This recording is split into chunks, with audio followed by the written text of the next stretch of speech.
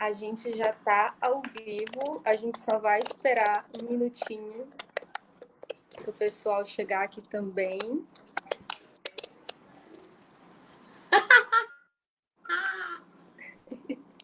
É isso aí. Prontinho. Rosa Maria, bonita. Oi? Já estamos ao vivo e eu quero agradecer, né, todo mundo que vem assistir aqui e principalmente agradecer a ti, Denísia, que aceitou participar dessa conversa, aceitou fazer uma contação de história antes e está aqui de novo para a gente falar um pouco mais de literatura, de conto, né? E aí eu queria que tu se apresentasse para mim também, para eu saber um pouco mais de ti, e se apresentasse também para o pessoal que está nos acompanhando aqui nessa jornada literária. Tá bom. Boa noite, pessoal. Meu nome é Denísia, né? Eu acho que ninguém me conhece. Conhece, sim! Conhece. Meu nome é Denísia Cauani Fucaxó. Eu sou do povo Cariri, Fucaxó, que quer dizer Fucaxó. É a fusão das 3 etnias da qual eu faço parte, que é Funiô, Cariri e Xocó. Então, por isso que meu nome chama-se Denísia Cauani Fucaxó. Eu sou escritora, sou professora, sou contadora de história. De vez em quando eu fico brincando de arte cênica. Eu sou uma pessoa que ama a literatura, amo. Eu costumo dizer que literatura é o meu sangue, é a minha respiração, é o meu ventre. E eu sou formada em Direito, sou militante, dei uma afastadinha um pouco para poder saber aí, mas agora com essa pandemia, ninguém consegue fazer nada mais. Militei por algum tempo sobre a questão dos povos, que é o nosso povo, e outros povos também. E eu pude aprender muita coisa com eles, com vários tipos de povos que na verdade, me ensinaram muito. Então, a gente tem mais que agradecer nessa caminhada de experiência, literatura, militância, direito. Denísia, o teu som tá travando um É pouquinho. O teu som tá travando um pouquinho. Tu tá com o Facebook aberto? Não, não tô. Diminui não só tô um pouquinho o teu som, então, porque tá dando como se fosse um eco, assim. Eu percebi aqui também. Uhum. E daí, de repente, vou até baixar um pouco o meu também. Prontinho. Agora volta o teu som. Volta o teu microfone. Voltei. Ai, ficou ótimo agora. Aí você dá um sorriso daqueles assim, bem... Denise tem um sorrisão, né? Ô, Denise, que bonito. Você também. Obrigada. Que bonito você falar isso, que a literatura é o teu sangue, né? Eu queria que tu falasse como é que tu chegou na literatura. Tá. Eu sempre fui uma pessoa observadora. Essa é uma palavra mais, digamos, formal. Mas eu sempre fui uma pessoa muito curiosa, muito danada mesmo. E eu sempre observei, dentro de um contexto da minha comunidade, o modo de vida do meu povo, as atividades, as cerimônias. Então, eu era muito, assim, muito mais de observar do que ficar perguntando e especulando sobre determinada situação da comunidade. Até porque tem algumas coisas assim que se eu fizesse pergunta, era como se eu fosse criança, adolescente, indígena atrevida, né? De estar fazendo certas perguntas que não cabia a mim naquele momento. Então, eu sempre fui uma pessoa de observar e essa questão de começar a escrever mesmo, ela só veio a partir do momento em que uma amiga minha, que fez graduação comigo de pedagogia, ela foi fazer uma pesquisa na comunidade e o tema dela era vagina lá, Cariri Chocó. Ela fez aquela proposta se eu teria interesse de escrever para crianças e também para adolescentes. Aí eu olhei assim para ela e falei, como assim escrever para criança? Apesar de que a gente já tinha uma certa informação dos nossos parentes, que é o Daniel Munduruku, que você vai entrevistá-lo, o Olívio Jecupé e outros. E também de pessoas assim da militância que também fazia parte. Uma delas que sempre eu admirei foi a Eliana Potiguara. E aí surgiu essa ideia de escrever, mas mais porque a gente sempre se preocupa com essa questão do escrever bem. E aí eu comecei a pegar aqueles livros didáticos, eu acho que até falei isso para algumas pessoas, e começava a ler para pegar o jeito de escrever. Então, escrever não foi só pegar e isso aqui está acontecendo isso e vou começar a escrever, não. Eu li vários livros para mim poder pegar o jeito da literatura. E aí eu observava e começava a escrever no meu caderno, tinha vários rascunhos e tal. E as pessoas da comunidade diziam assim, essa menina vai endoidar, ela vai endoidar, ela vai ficar louca de tanto escrever. Mas tinha uma hora assim que, sabe, para nós, nossa, eu já tô enjoada de tanto escrever. E aí eu pedia para a família, pedia para os amigos, pedia para várias pessoas analisar o texto, porque eu já não aguentava mais tanto escrever. Aí a coisa foi melhorando, foi aperfeiçoando, que nasceu o primeiro livro, né? O meu filho, meu primeiro filho, que é o volume 1, que você tem aí. Esse está no plástico ainda. Tá no plástico. Vamos tirar do plástico.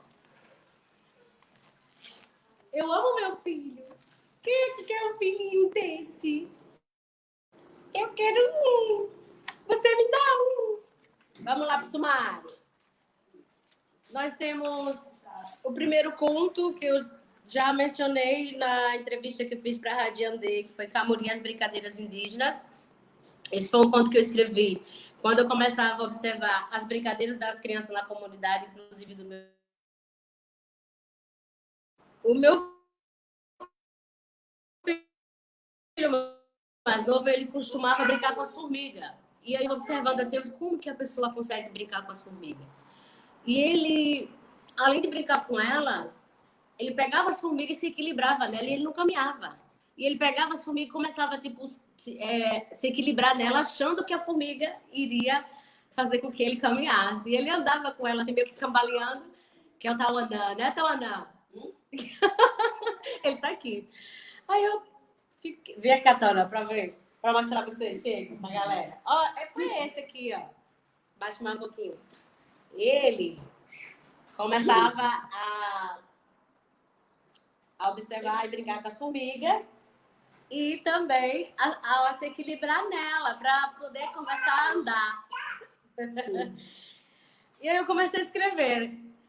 Além disso, eu também escrevi a história de Tauanã e o Pássaro Vivi, que é uma história que fala muito sobre esse pássaro quando a gente está na comunidade, que recebe notícias ruins ou notícias boas, ou algo que aconteça na natureza, aí a gente sempre tem ele como mensageiro.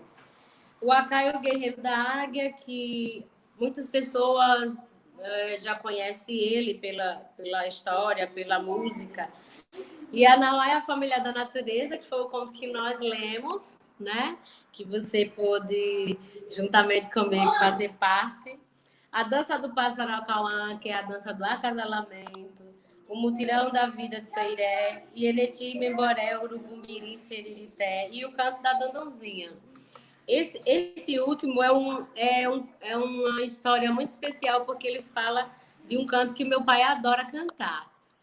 E aí eu escrevi ele trazendo esse toré, que é o canto da dondozinha. Ou seja, eu faço uma mistura de cantos, de danças e tal. Então esse foi o meu primeiro bebê. E ele conta com uma ilustração muito sensível, né? E um traço assim que toda vez que eu vir essa ilustração, eu vou lembrar do teu livro, sabe? Eu acho que o projeto de ilustração, né, combinou muito com as histórias. Deixa eu mostrar aqui para o pessoal, não sei se eles conseguem ver. Deixa eu pegar aqui também, Olha só, porque... a da capa em si, né? Sim. Então, quando eu recebi o convite pelo SESC para escrever o livro e também quando houve a escolha do ilustrador, que é o Caco Bressani, quando o livro ficou pronto, eu olhei assim e pensei, nossa, esse cara entrou na minha mente. Ele desenhou exatamente o que eu tinha imaginado. Eu falei, aí eu entrei em contato com ele e aí disse, menino, como que você conseguiu entrar na minha mente? Como que você conseguiu, menino, capturar justamente aquela foto que fala do ritual, que é do nosso oricuri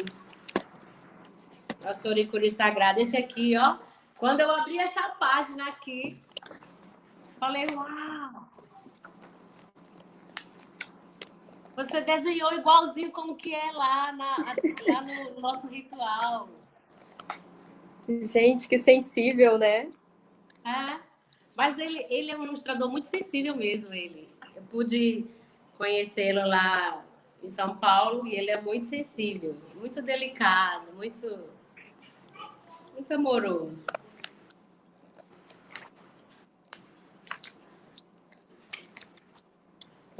Denise, eu queria aproveitar para falar uma coisa, né, sobre a linguagem. É uma linguagem muito bonita, é uma linguagem muito acessível também, sabe? Que acaba nos ensinando, né, algumas referências próprias do povo Cariri-Chocó, como Opará, é assim que se fala? É o Rio Opará. Né? O Rio Opará é muito conhecido na sociedade dominante como o Rio São Francisco, mas para os Cariri-Chocó é o Rio Opará. E eu acho que teve alguma narrativa na internet ou em algum lugar que ele falava do Rio Opará. E aí eu associei, né, porque eu me lembrava da leitura do texto. E eu acho que, nesse sentido, a literatura indígena, ela é isso, né?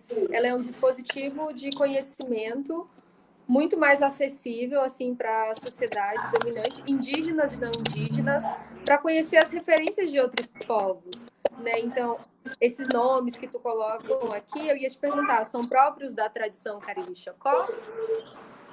Os nomes. Sim, mas essa questão da palavra Opará, do rio Opará, a gente chama ele de Opará na língua e na língua de Zibucuá, Macrogê. E também no povo Guarani também tem uma lenda relacionada ao rio Opará, apesar de que não é dessa região.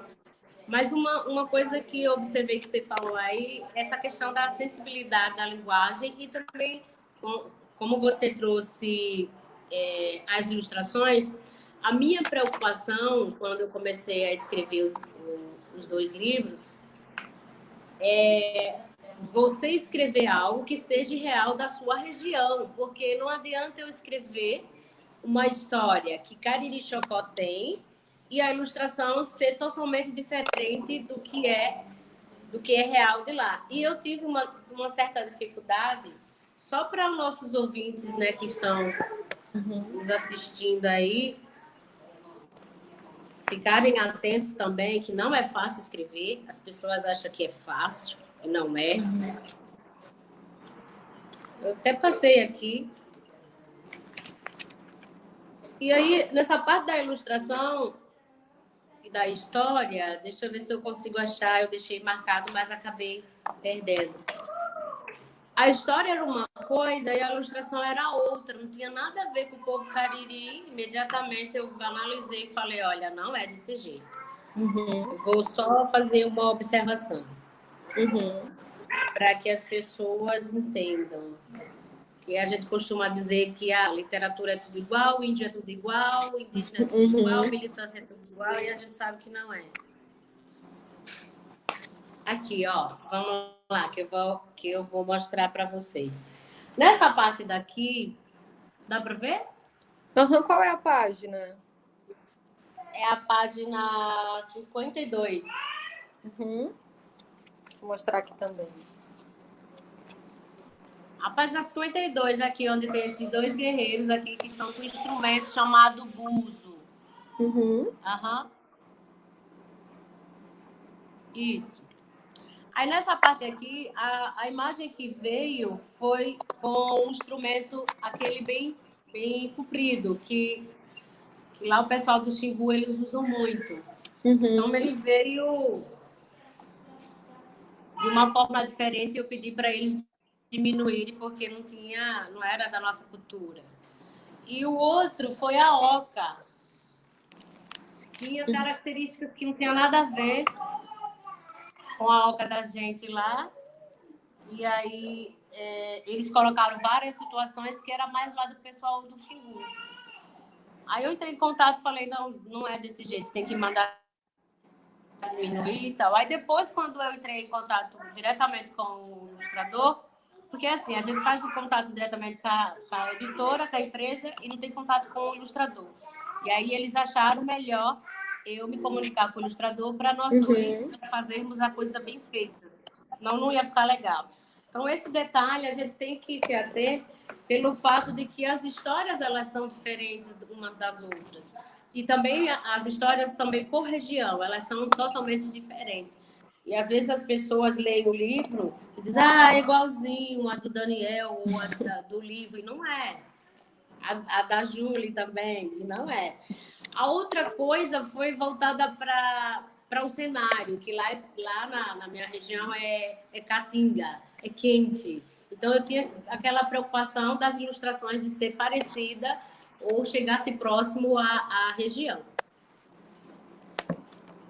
Tem uma coisa que eu queria te falar, que bem no começo do texto, assim, isso que tu falou é muito bonito, Denise, porque a literatura indígena, né, ela expressa muito a visão do sujeito indígena, né? Então você, como Cariri Chocó, vai também expressar a visão do seu povo, né?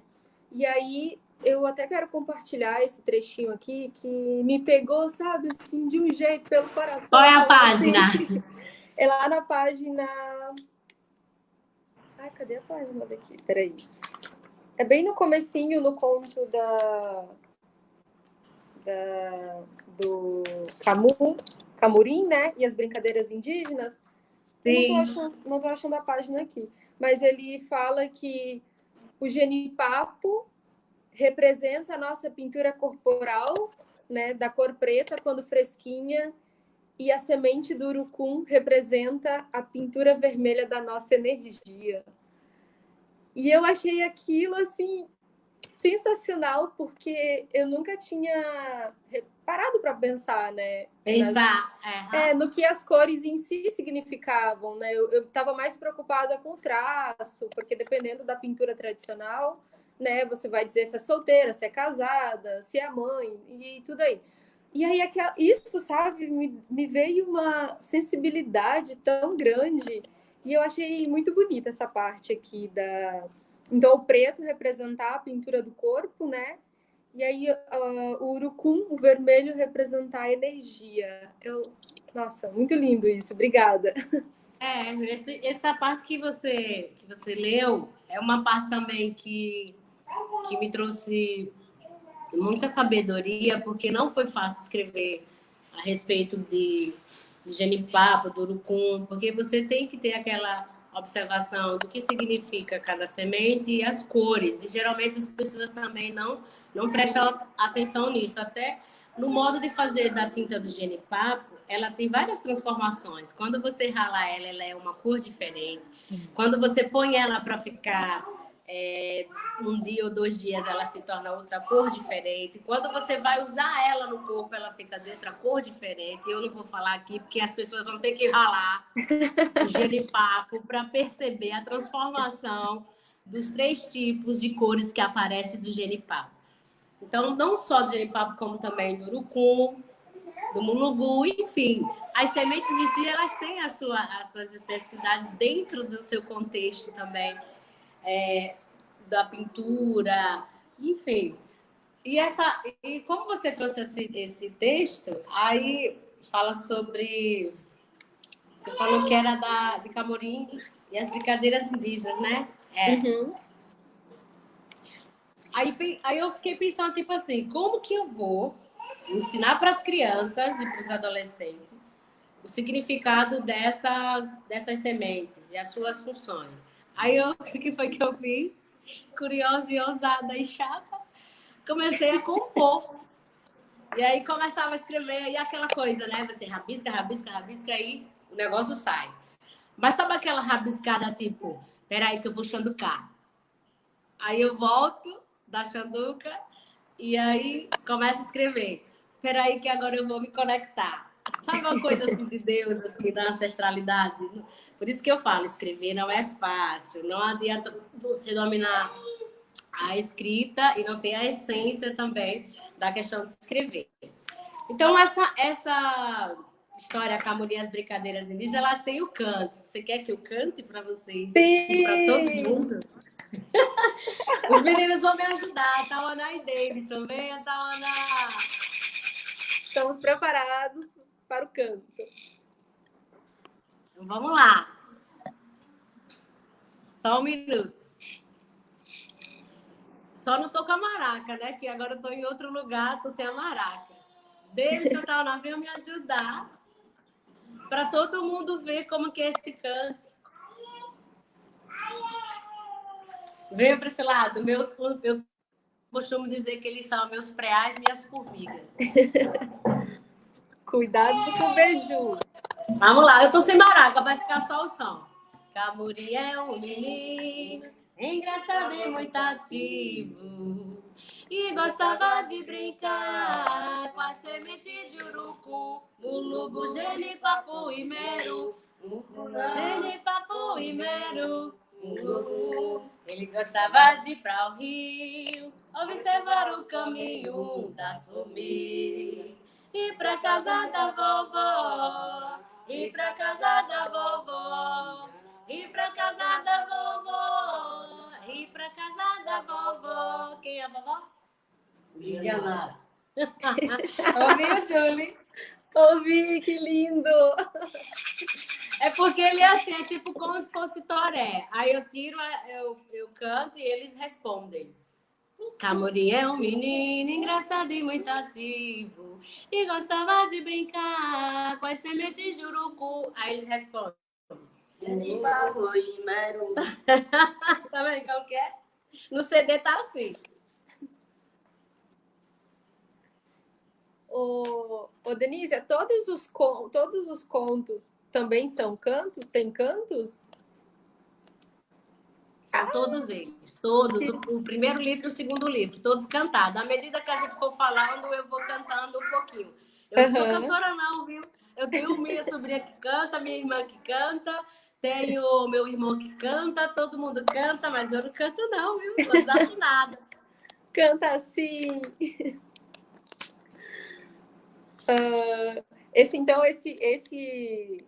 Esse canto que a Denise e os filhos e os preás e as formigas acabaram de fazer. É o primeiro preás conto e as formigas, chamado Camorim e as Brincadeiras Indígenas. Mas essa é a versão toré. A gente fez uma versão... Você lembra daquela música que... Eu vou trazer isso agora, mas eu sei que muita gente vai fazer críticas ou vão gostar, não sei. É como se fosse uma paródia. Lembra daquela música? 1, 2, 3, índiozinho, 4. Uhum. Quem é que canta essa música? Olha, eu já vi a Xuxa cantando, então ela. Aí a gente fez assim, vamos ver se combina. 1, 2, 3, Camorim. 4, 5, 6, Camorim. 7, 8, 9, Camorim. Aí ficou mas a gente tava tentando, mas não deu certo, porque esse negócio é totalmente diferente do nosso. Aí ficou meio que, não dá certo não, vamos fazer em forma de toré, que é a nossa origem. Ô, Denise, a gente aproveita para fazer um gancho aqui, né? Nesse primeiro livro ainda, tu utiliza as expressões índio e utiliza as expressões tribos, né? Que são termos assim bastante discutidos contemporaneamente. E aí, o que eu tenho conversado com os escritores é sobre como você via esse termo em 2014 e como você vê hoje, né? A utilização dele. A sua pergunta, ela é pertinente porque você fez aos outros escritores e está fazendo a mim. Quando eu comecei a escrever, justamente, eu tive esse conflito.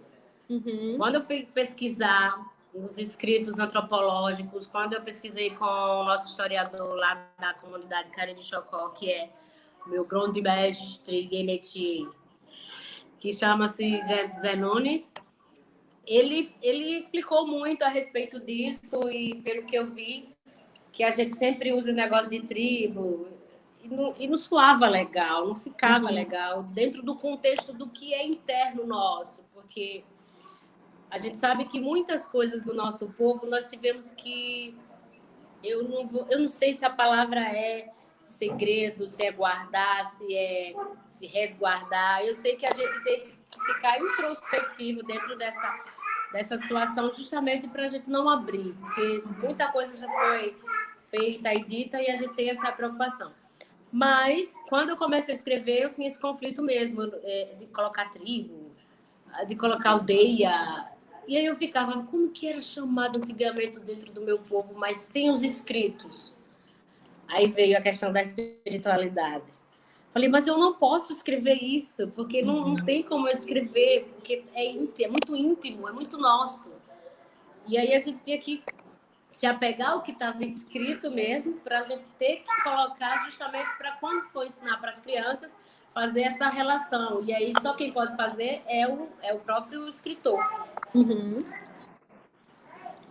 Eu achei interessante que, mesmo utilizando as expressões índio, né, você traz assim, o índio Cariri Chocó, para mostrar a especificidade. Alguns escritores têm optado por deixar de usar o termo, né, por entender que ele é bastante preconceituoso, e utilizar o nome próprio mesmo, o guerreiro Cariri Chocó, né, morava na aldeia. Justamente. E eu sinto Mas assim, isso. tem pessoas que me chamam, e aí, Cariri Chocó? Ou, e aí, Fucaxó? Tipo assim, não chama assim, a Índia ou a indígena Denísia. Na faculdade mesmo que eu estava fazendo, a concorrência que terminei. Eles me chamavam de Índia, eles não me chamavam pelo nome. Eles me chamavam de Índia. Outros me chamavam, e aí, Cariri Chocó? Aí ficava tipo, e aí, Cariri Xoxó? Eu digo, você tá falando errado, é Cariri Chocó. E assim, às vezes que eu ia fazer a apresentação, aí chamava, agora é a Índia, Cariri Chocó. Não chamava assim, totalmente Índia. Sempre falava Índia, Cariri Chocó. Eu achei muito legal que, quando eu estava falando com a Dayara, né? Porque eu não pude fazer a participação, aí eu falei assim, Dayara, chama a Denise. Aí ela, a Fuca achou? Aí eu, que massa, né? Eu queria que meus parentes e que todo mundo fosse identificado pelo nome próprio, sabe? Sim. Não uma coisa... E entre os parentes, isso é bem comum, né? O parente Daniel, o Munduruku, né? A Aurita, Tabajara, sim, é mais fácil identificar. Exatamente. Sim. A gente se comunica assim, né? Quando tá entre parentada. Eu achei aí, quando muito... a gente não tá, a gente fica com aquele receio. Como que é? E aí é muito legal, assim, para pensar, né, a sociedade, que por meio da literatura a gente pode educar, né, educá-los a como nos identificar, E eu acho que a identificação pelo nome próprio é uma das formas mais respeitosas, assim, que alguém que não é indígena pode fazer se dirigindo a nós, né? E isso é muito importante. Mesmo que encontre num livro literário, é preciso estudar e saber o contexto, né? Como tu falou, de 2014 para 2020 mudou muita coisa, né? Mudou as discussões teóricas em torno da literatura indígena, e a gente também, como escritor, vai, né, vai entrando nessas discussões, vai aprendendo também. E aí, Denise, Sim. eu queria saber se tu pode imitar o som do Vivi. Tu sabe? Eu fiquei curiosa. Bom, que a gente fica meio que com receio. Será que eu vou errar? E a parentada lá estiver assistindo, vai dizer que você fez errado. Não, assim, pela minha experiência, eu acho que eu sou uma mulher de 50 anos. Tô brincando. Pela minha experiência do meu momento, quando eu estou não só nos rituais, quando eu estou na comunidade, e lá na comunidade eu tenho o meu cantinho, que é o quintal. E no quintal a gente tem as árvores, a gente tem de tudo. E às vezes há momentos em que você está chanducando. Eu vou falar sempre porque o povo cariri é o povo do tabaco. Alguns não são, mas o povo cariri é. Então a gente sempre faz essa referência à conexão com o Deus Tupã, né, como é dito, ao Padre Zé, com a Xanduca. Então, às vezes, quando eu fico lá no meu momento, assim, eu ouço muito o Vivi. E toda vez que eu ouço ele, eu falei, você tá no meu livro. Aí ele fica tipo, Vivi, Vivi, Vivi. Só que assim, tem vários sons. Aí os mais velhos costumam dizer que quando é Vivi, é mensagem boa. Quando é Vivi mais grosso, é ruim. Ou seja, há uma diferença de sonorização do canto do pássaro Vivi entre o agudo e o grave. Uhum. Tu sabe, eu fiquei curiosa porque o Vivi tanto é para boas notícias quanto para o agouro, né? Por isso que eu te perguntei. Aí eu fiquei, tá, como que eles vão saber, né? Não, então, aí assim, eu acho que é muito interno e muito íntimo, assim, dos mais velhos, porque não é só o viver. A gente observa quando algo vai acontecer na comunidade, não é só o pássaro. A gente observa as nuvens, a gente observa o vento, a gente observa a temperatura e pela observação de tudo isso, a gente vê aquela mensagem que vai chegar algo ruim, seja a morte de um parente, seja alguém que sofreu algum problema mais grave, enfim. A gente tem sempre essa conexão com esse pássaro. E outra coisa que eu quero trazer aqui para quem está nos assistindo é que quando eu fui escrever também, eu fui pesquisar a respeito desse pássaro. E lá na minha comunidade a gente não chama Vivi, a gente chama Vim-Vim. Ele chama pelo canto, Aí eu fui pesquisar com ele, com o historiador da comunidade, eu fui pesquisar com algumas pessoas especialistas desse pássaro e outros pássaros. E aí o historiador ele informou que a gente tem que escrever de acordo com o nosso modo de falar da nossa região. Falei, sim, tio Zé. O nome dele é tio Zé, eu chamo de tio Zé. Tudo bem, mas só que a gente tem que prestar atenção não só nessa questão interna e o modo da gente falar dentro da comunidade, mas também a gente tem que se preocupar com o público. Esse público que vai receber esse modo de ver. Será que não vai haver um choque? Ele falou, não. Porque sempre vem essas indagações. E não, a gente tem que escrever de acordo com o que é do nosso modo de ver, do nosso modo de viver. E dentro do próprio livro a gente colocar as observações e as explicações. Eu falei, legal, vamos lá. Mas aí, se você prestar atenção, vai estar o nome Vivi, não vai estar o nome Vim-Vim. Uhum. Ficou Vivi. Tauanã e o pássaro Vivi. Viu aí? Vi. Tauanã Tauanã e o queria pássaro fugir Vivi. da mãe d'água, mas não conseguiu. É.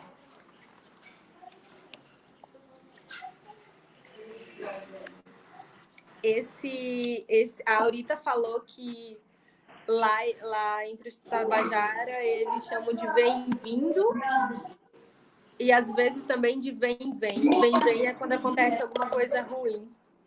E aí vem-vindo é quando alguém chega de longe. Que Isso, legal, também. né? Exatamente. Nem precisa de celular. Denise, não ouvi. Nem precisa de celular, né? Para que celular? Deixa que o pássaro né? conte, né? Denise, tem uma coisa que é muito dita entre os indígenas em geral, né? Entre os intelectuais, entre os escritores, entre os contadores de história, que é aquela premissa de que nós somos filhos da terra, né? E aí, quando a gente escuta muito que nós somos filhos da terra, que nós vamos voltar para a terra, que a mãe terra que a terra é nossa mãe, por isso que a gente tem que cuidar dela, né? E aí, pela primeira vez, né, eu já li em vários lugares os parentes na literatura, sabe, em palestras, eles fazerem essa relação. Mas lendo o teu livro, foi a primeira vez que eu vi isso expresso de forma muito orgânica, sabe? Por isso que eu insisti da gente fazer essa contação de história. E aí eu queria de novo, sabe, retomar aqui, esse aqui é no conto, na página 33, né? Ianauá e a família da natureza, que é Não, a vai estar voz... muito longe pra mim, eu não vou conseguir ouvir ela. Desculpa, pode continuar.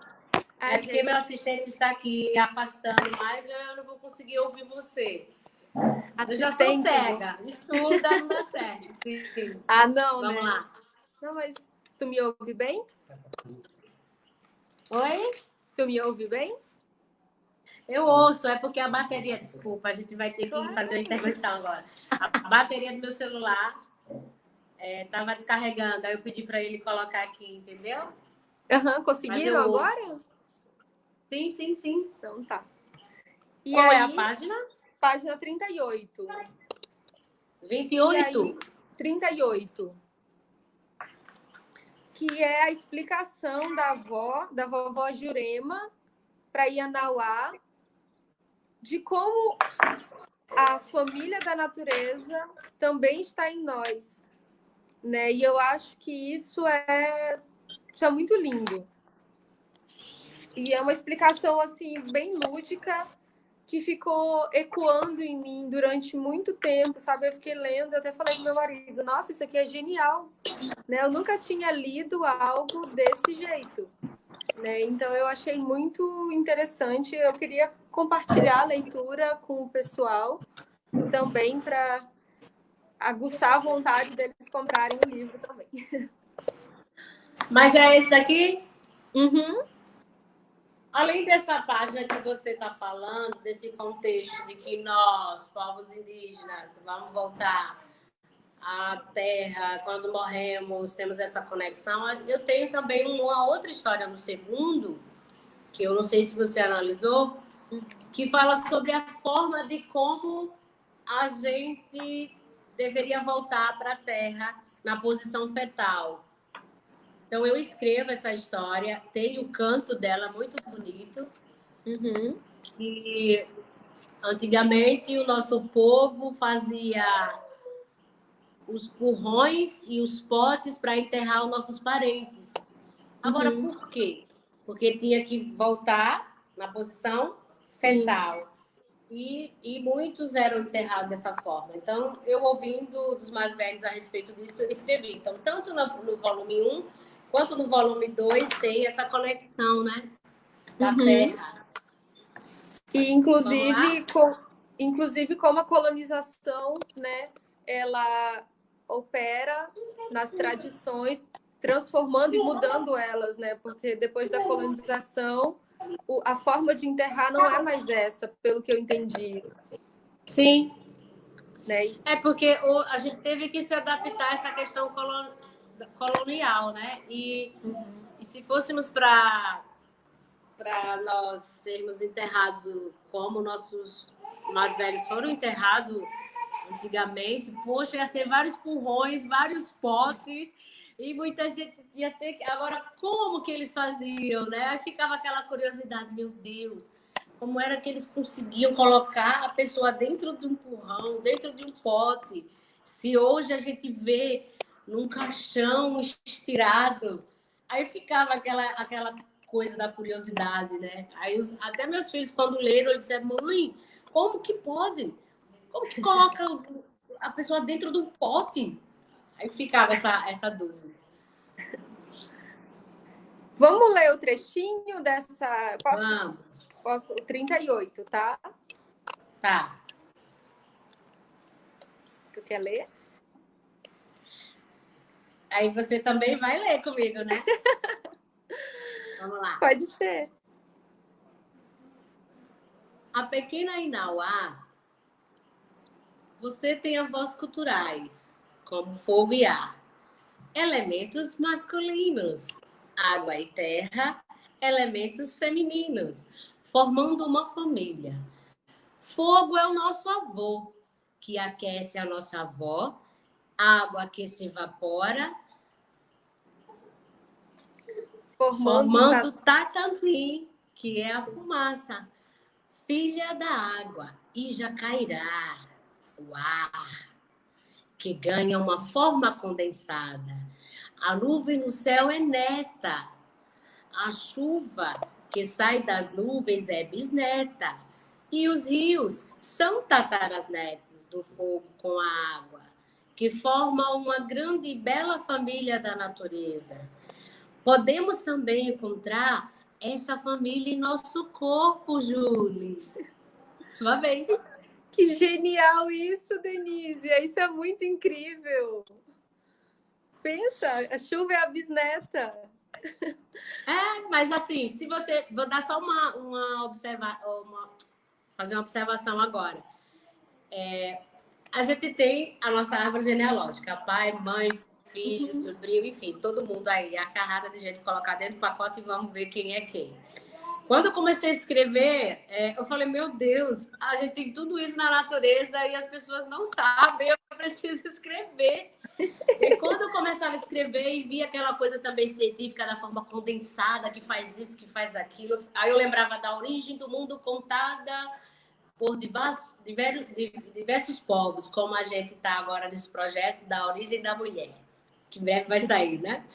Então eu ficava assim, puxa, como que é feito isso? Aí eu lembrava, meu avô, quando falava a respeito dos astros, a respeito das nuvens, até hoje, né? Ele com quase 100 anos, fala a respeito disso. Sua vez agora, Julie. Inauá, não entendendo, perguntou: Vovó Jurema, de que forma podemos encontrar essa família também em nosso corpo? Sua vovó, com aquele belo sorriso, ficou em silêncio por alguns minutos e começou a cantar. Meu Deus, de novo você.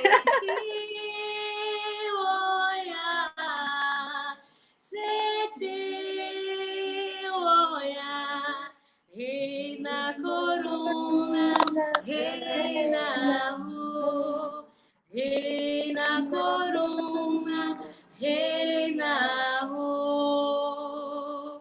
Cada partida terra é sagrada para os povos. Somos parte da terra, ela é parte de nós.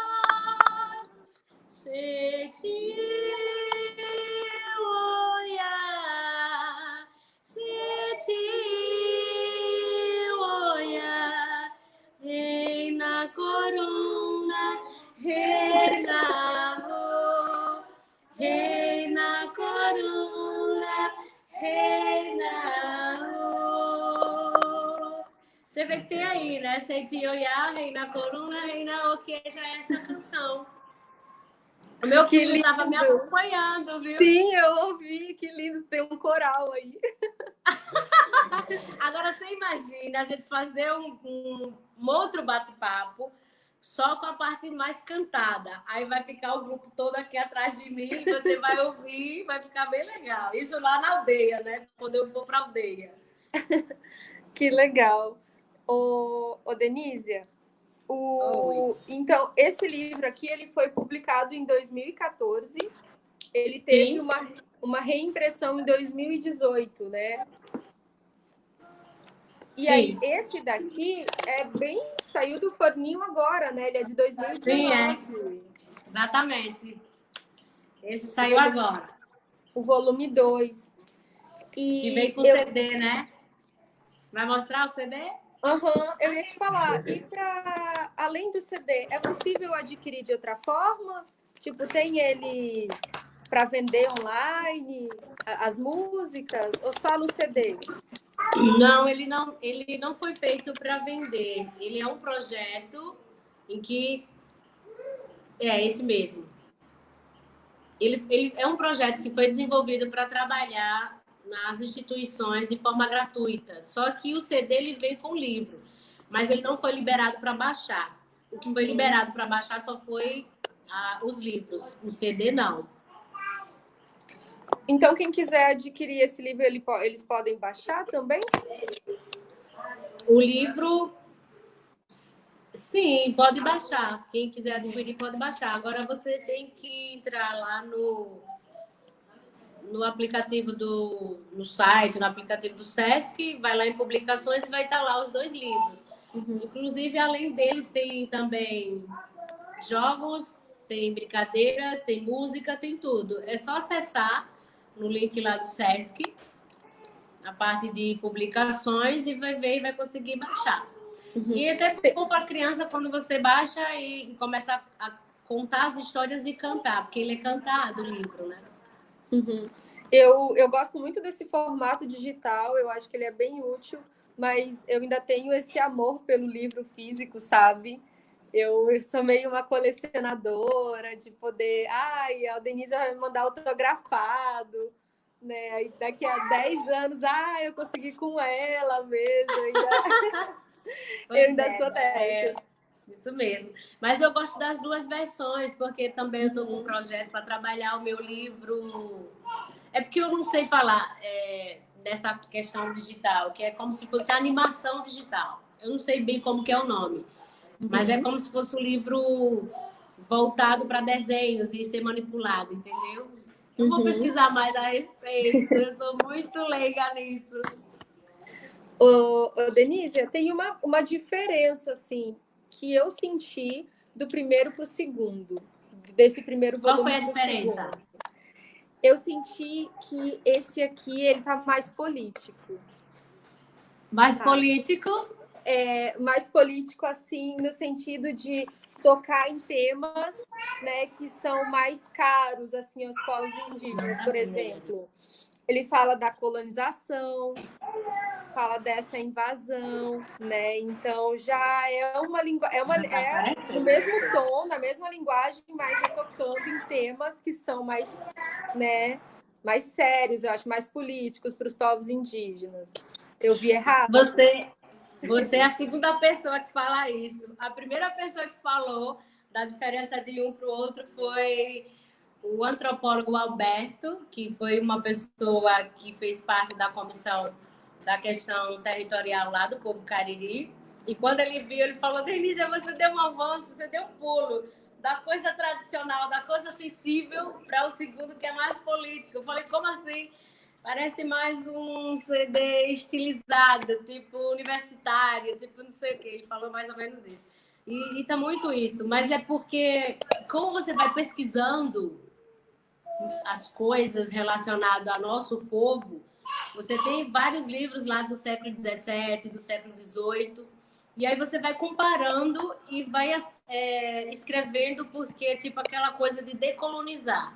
Você sabe muito bem que é isso. E não dá para decolonizar tudo, mas algumas coisas dá. Então, eu sempre fui nessa pegada aí de decolonizar algumas questões voltadas à política e voltadas à nossa ancestralidade, do que é real e do que não é real. Uhum. E eu acho que ficou muito orgânico, sabe? Porque as pessoas acham que na aldeia os indígenas não falam da colonização, não falam com essa linguagem Isso. até, mas não é real, sabe? Eu já vi um pajé caingangue, o seu Jorge, de 96 anos. Nossa, ele era bem velhinho, desculpa, não sei se era 96, mas ele tinha uns 90 anos já. E ele dizia assim: porque quando os portugueses chegaram no nosso território, eles invadiram, nos expulsaram, e é por isso que até hoje a gente não tem terra. Pensa assim, né, que às vezes a gente romantiza a própria linguagem, a própria fala das lideranças mais antigas, das pessoas da aldeia, dos indígenas em geral. E aí é bom, né? Isso aqui eu vi, Denise, né? Eu vi um pajé de 90 anos falar da colonização, citar os portugueses, sabe? Reclamar da língua caingangue que estava morrendo. Então, eu achei assim que ficou muito, muito orgânico de novo esse projeto. E eu percebi que ficou muito político também, porque o livro em si termina com uma carta para o presidente. Né? Exatamente, você vê, né? Aí Isso mesmo. A carta do presidente para salvar o Rio. Por isso que você frisou mais essa questão política, porque eu fiz essa coisa de decolonizar mesmo. Porque como eu estou, assim como os nossos parentes, preocupados em inserir o livro nas escolas e outras instituições, a gente tem que ter essa preocupação, porque vem aquela ideia de que indígena sabe escrever, indígena é intelectual, indígena é isso, indígena é aquilo. Então, você é a segunda pessoa que fala isso, que o meu livro ele é mais político nesse sentido. Não sei quantas pessoas vão ter esse olhar, mas além do antropólogo, você também conseguiu entender a mensagem, que é exatamente isso. Tem aquela coisa da nossa ancestralidade, das nossas histórias, mas também tem essa coisa política. Vamos falar um pouquinho desse sumário para mostrar para o pessoal? Olha Sim, só. vamos lá. Olha que lindo que está esse sumário também. Bom, como a gente está passando por um momento difícil, né? Todo mundo em quarentena, tá todo mundo com medo, eu sei. Às vezes dá aquele friozinho na barriga, parece que a gente vai parir o primeiro filho. Pelo menos eu que já tive 4. É uma escadinha. Aí eu escrevi esses contos numa fase assim da minha vida em que às vezes as pessoas costumam dizer assim: você precisa ter dor para enxergar as coisas? Não, você precisa também ter amor. Então, na época, eu estava sentindo as duas coisas. Eu estava sentindo muita dor e, ao mesmo tempo, amor, porque... Mas era um amor, assim, de querer escrever, de querer lutar, daquela coisa da justiça.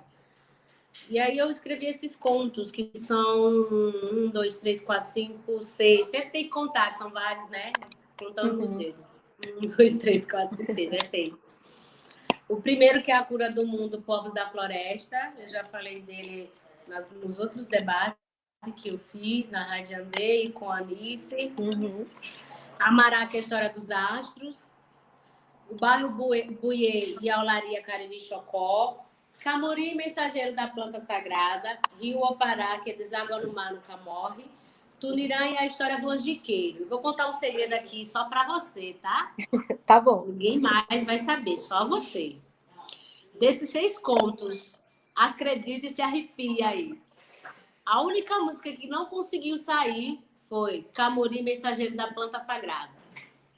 Sério? Eu não fui autorizada para cantar. Porque não saía. Eu começava a escrever, não saía nada. Mas os outros todos saíram. Principalmente o primeiro, que é A Cura do Mundo, Povo da Floresta. Agora só você sabe. Se você contar para todo mundo, eu vou pedir para os pajés e os caciques atrás de você. Mulher, eu tô me livrando de um feitiço ainda do Olívio. Vou ter que me livrar de outro,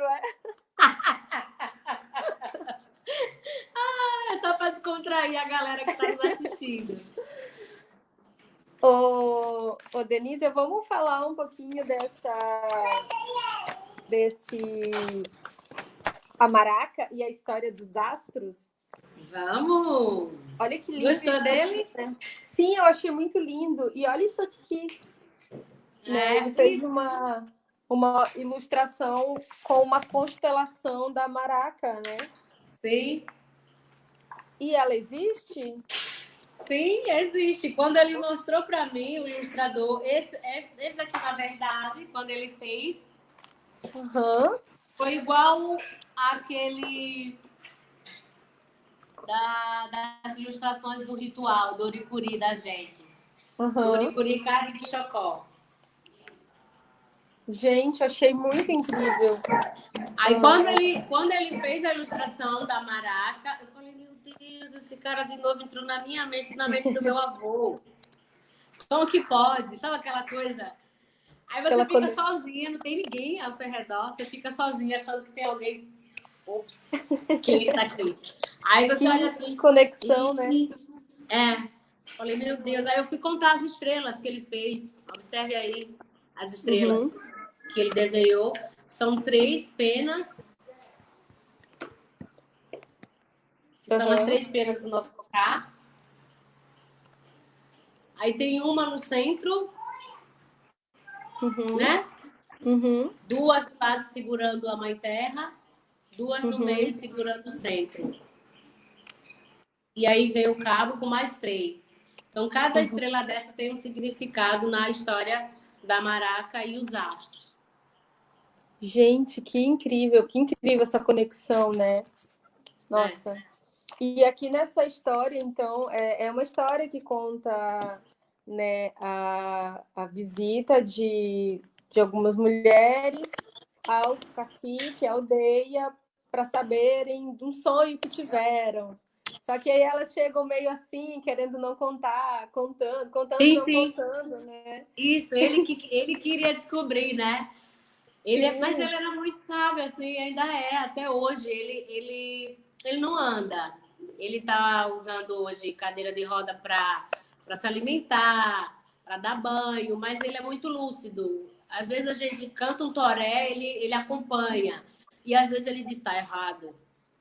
Só que assim, como meu avô é uma pessoa da ancestralidade que foi escolhido para isso, tinham coisas assim que ele fazia que olhava para a pessoa e dizia, você está assim, assim, assim, sabe? Aquela coisa de, como as pessoas chamam, é o bruxo, é o feiticeiro.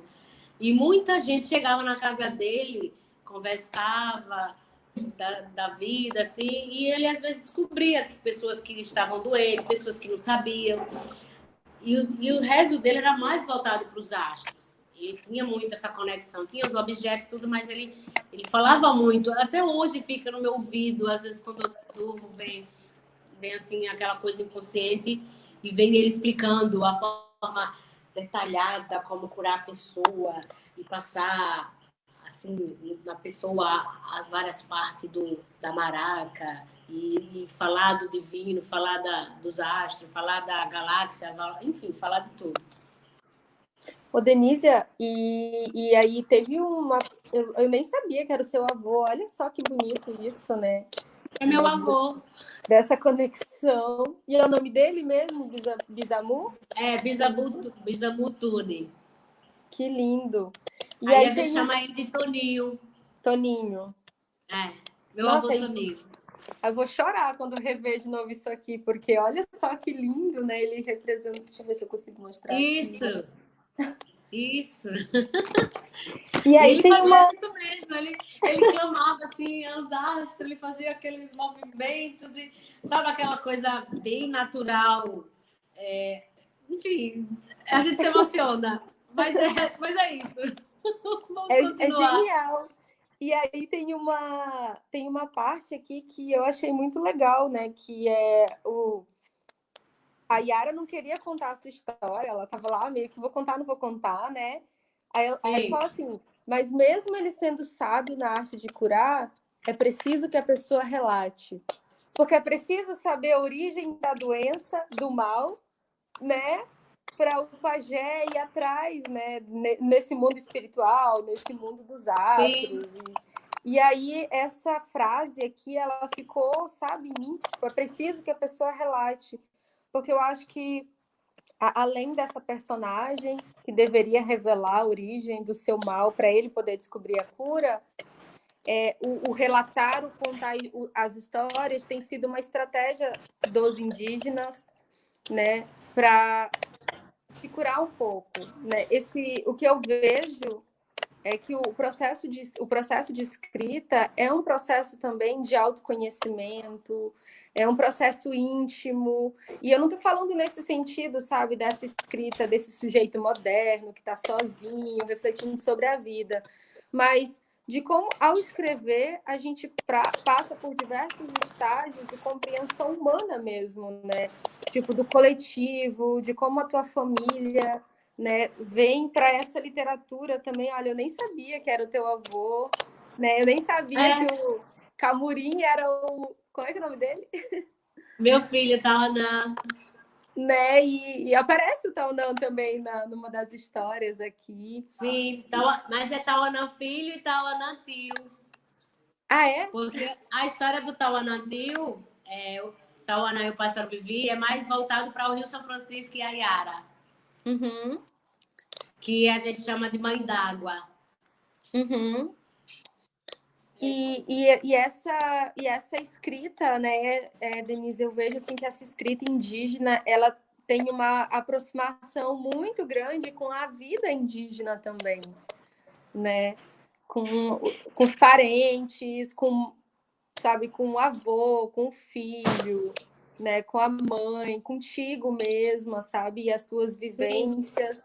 E o modo de vida indígena, né, que aparece na narrativa. Então, eu achei assim, inclusive, vou te contar um segredo também, só para ti, né? Eu escrevi um texto sobre o Leia Mulheres Indígenas agora, e aí eu peguei várias frases das diferentes mulheres indígenas, assim, e fui fazendo um recorte, né? Aí uma delas foi o é preciso que a pessoa relate. Sabe, ficou Ficou marcado. gravado, né? Uhum. Fica. Algumas coisas ficam, porque quando a gente está escrevendo, a gente recebe as mensagens. Às vezes as pessoas podem ignorar e achar que nós recebemos a mensagem do além e que nós estamos enlouquecidas ou enlouquecidos e que nós estamos numa vibe de que não é real, enfim. Mas essa coisa da espiritualidade, essa conexão que tem dentro de nós na hora de escrever, é muito íntimo, é muito sutil, é uma coisa nossa mesmo.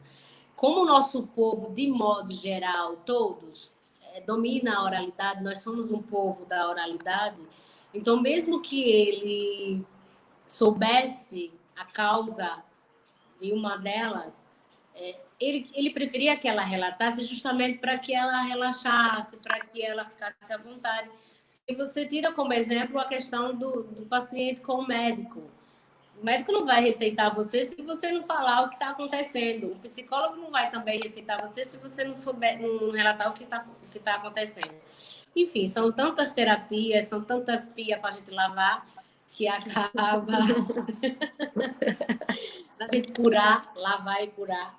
São tantas pias, né? Isso da vida que a gente tem que curar e lavar. Que ele tinha muito isso. Além dele saber, ele queria que relatava. E por esse relato que elas faziam, não só as personagens da história, ele conseguia ir mais além. Porque quando você observa, e às vezes até numa conversa mesmo, por exemplo, se eu sentar com você e chamucar com você, às vezes eu vou perceber algo em você que eu posso lhe orientar, às vezes você pode fazer para mim também, enfim, é uma troca que existe entre nosso povo. É a conexão espiritual, é a energia, é a força, é a mãe, é o sagrado que faz isso com a gente, que muita gente perdeu e hoje estão querendo resgatar, revitalizar, qual é a palavra mesmo? Eu acho resgatar, né, de novo, se conectar. Resgatar. Uhum. Denise, tem um conto aqui do. Aí esse eu vou querer música. Olha só, o Barro Buiê, é assim que se fala? Barro Buiê? É. Eu queria te perguntar se a olaria já fez parte ou faz parte da história, né? Eu vi que meio que tu respondeu que sim, porque senão não fariam aquelas urnas de barro para enterrar. Mas é Sim. tradicional dos Cariri Chocó? É tradicional do povo Cariri-Chocó, inclusive no texto que eu escrevi sobre a origem da mulher, fala muito dessa questão também do barro, tem uma partezinha que fala a respeito disso. E de lá da história, da origem para cá, nós temos na comunidade as louceiras, que são as mulheres que conseguiram criar os seus filhos através do barro. A gente sempre senta com as mais velhas, minha mãe, com nossas famílias, assim, para falar a respeito do barro. E elas ficam relatando que elas faziam os potes, faziam os purrões, faziam vários tipos de cerâmica para vender.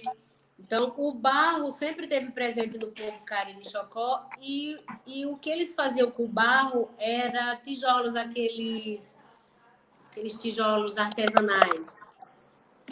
E vendia muito aqueles tijolos lá para a cidade, mas aí com o tempo, a erosão da terra, enchendo de água, formando várias lagoas, não teve mais essa questão da olaria.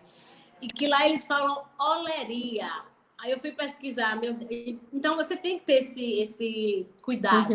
O modo de a gente falar, o modo de nós falarmos com o modo de escrever. E aí eu falei, eles falam oleria. É a mesma coisa de vage, que é várzea. Então são jeitos, né, nordestinos de falar. E aí eles falavam oleria. Eu falei, mas é oleria mesmo? Ah, não, é olaria. Eu fui lá e pesquisei. Então, o barro buiê e a olaria Cariri-Chocó, o barro sempre teve presente no povo, dentro do povo Cariri-Chocó, justamente por essa questão de alimentar os seus filhos. E esse livro é muito bonito, esse conto aqui ele é muito bonitinho, porque ele toca num tema muito sensível, né? Que é a alfabetização.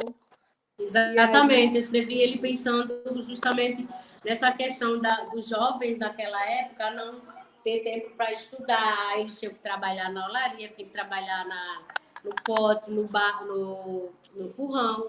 Aí eu ficava questionando assim, mas como que os meninos iam trabalhar se esse trabalho era feminino? Aí as mais velhas diziam, não, eles também ajudavam, eles ajudavam a alisar o pote, que eles usavam aquela mucunã, que é essa daqui, que é o que chama-se olho de boi. Eles usavam muito para enfeitar o pote, mas na verdade eles têm uma linguagem própria que é alisar, que é quando coloca o toá, aí tinha que alisar para ele ficar perfeito e a água ficar mais fria.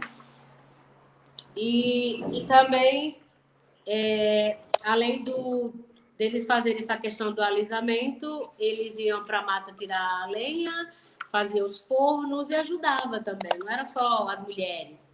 Só que assim, cá para nós, vem cá, era mais as mulheres. As mulheres era quem fazia isso. Elas eram quem fazia tudo. Os homens faziam só aquela partezinha leve, mas elas pegavam no pesado. Falei, meu Deus, se nós fôssemos voltar a essa época para fazer bar, para fazer pote, panela, purrão, será que a gente ia conseguir? Aí as mais velhas dizem, não, vocês já são de outra geração, de outro tempo. Nem pegar o barro vocês querem ir, ela falava. Nem pegar o barro. Mas assim, eu fiz nesse intuito de mostrar não só a questão do barro que foi aos poucos se perdendo, né? E também a questão das crianças que naquela época elas não estudavam, porque tem que ajudar suas famílias, assim como em várias épocas também, não só na questão do barro, mas também na roça, na várzea, na plantação de algodão, enfim.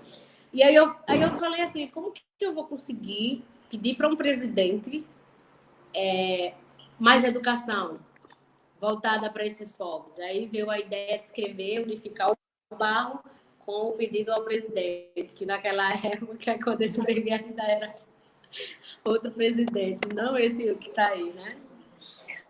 Tem um trechinho aqui que é muito bonito, sabe? Ele fala assim, é porque já... Então, olaria, né? Ela é fechada e tal. E ele fala: eu não vou ficar sentindo saudades. Eu vou lutar com minhas armas para preservar a memória e a arte do meu povo.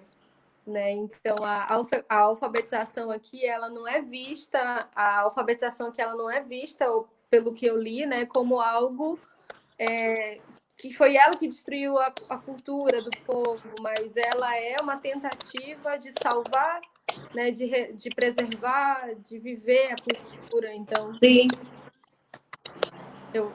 Exatamente. Aí você observa que, mesmo com tanta dificuldade, ele no final ainda diz: não, eu vou usar todas as armas que eu puder, através da escrita que eu aprendi, para fazer uma carta e enviar para o presidente. Aí tem o canto dela. Se quiser, a gente pode resumir rapidinho. Queremos! Então, vamos lá.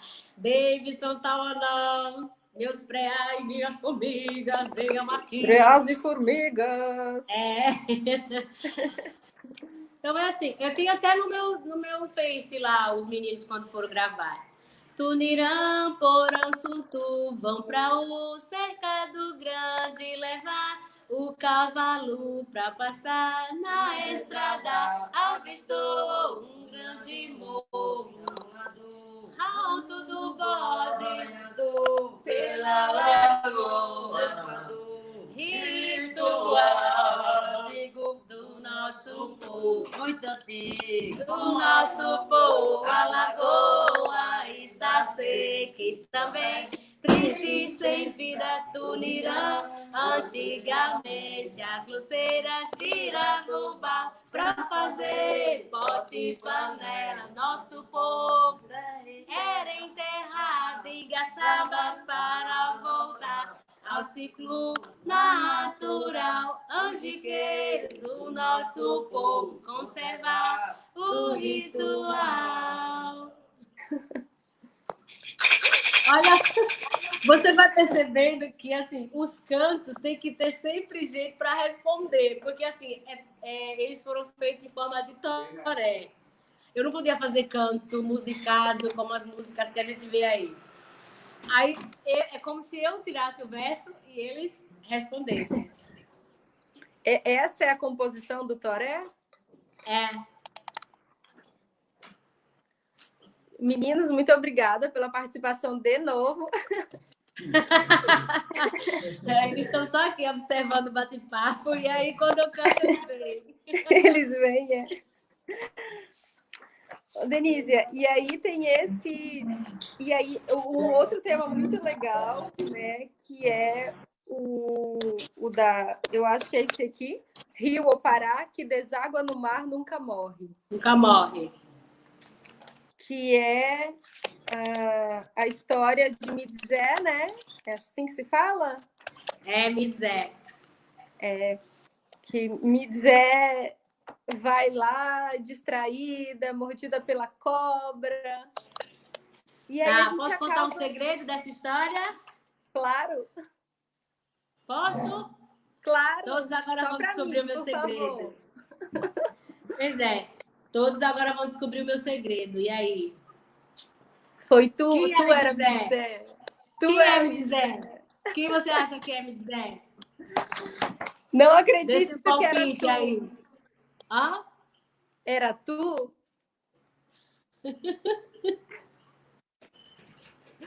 Era? Sim, sim. E mas assim, eu não pude colocar meu nome. Eu tive que colocar outro nome, entendeu? Uhum. E essa mordida de cobra? Então, essa mordida de cobra, as minhas irmãs, se elas estiverem vendo, ela vai ouvir, elas sabem dessa história, a família toda. Eu fui picada pela cobra porque eu não era nada boazinha, ficava mexendo com os animais. E meus filhos são assim, viu? Eles adoram mexer com as cobras, com os animais e tudo aí. Essa aqui é a Denise sendo mordida pela cobra. Ai, meu Deus do céu. Então, quando eu fui picada por essa cobra na época, eu não sei quantos anos eu tinha. Eu só lembro da cena, sendo picada pela cobra. Eu lembro que eu me desesperava muito. Ai, começava a gritar. Eu sentia, não sei se ela tinha veneno, se não tinha, eu sentia uma coisa assim no corpo. E aí tem uma senhora que estava lavando a roupa lá no rio. Que a gente naquela época não tinha saneamento básico, não tinha água na aldeia, nada. A gente ia tudo pro rio. Hoje tem, né? E aí tem uma senhora lá que ela estava de nenê, ela estava de bebê, ela estava amamentando. Imagine só a cena. Aí eu fui picada pela cobra. Duas coisas que acontecem na nossa comunidade, eu não sei como que funciona em todos os povos ou em alguns povos, mas alguns eu sei. Mas no meu povo lá, quando a gente tem essa questão da picada da cobra, a gente usa o fumo ou o leite materno. E eu lembro que nesse dia a senhora estava amamentando e os peitos dela estavam cheios de leite. Eu lembro que pegaram o fumo, mascaram o fumo, e aí passaram na picada da cobra, depois deram para mim mascar, eu vomitei, e depois colocaram eu para mamar na mulher, eu ficava com vergonha. Mamando no peito da senhora que estava lá, eu não posso nem revelar o nome dela. E aí eu lembro que quando eu suguei o leite, aí eu vomitei. Então, tudo aquilo que foi feito, aquele preparo, aí também não aconteceu nada comigo. Que fica a dica aí para as pessoas que estão nos assistindo, que o leite materno é bom para isso. E o fumo também. Quem tiver qualquer picada, seja de cobra ou de qualquer outra coisa, passa o fumo, masca o fumo, que é bom.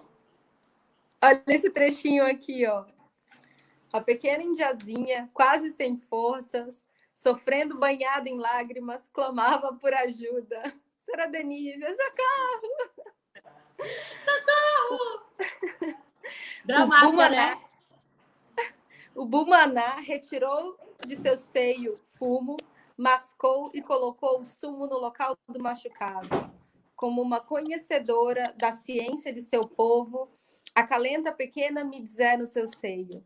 A menina deveria sugar seu leite para assim colocar para fora o veneno no leite talhado. E aí foi isso que aconteceu. Foi. Baseado em fatos reais. Isso, exatamente.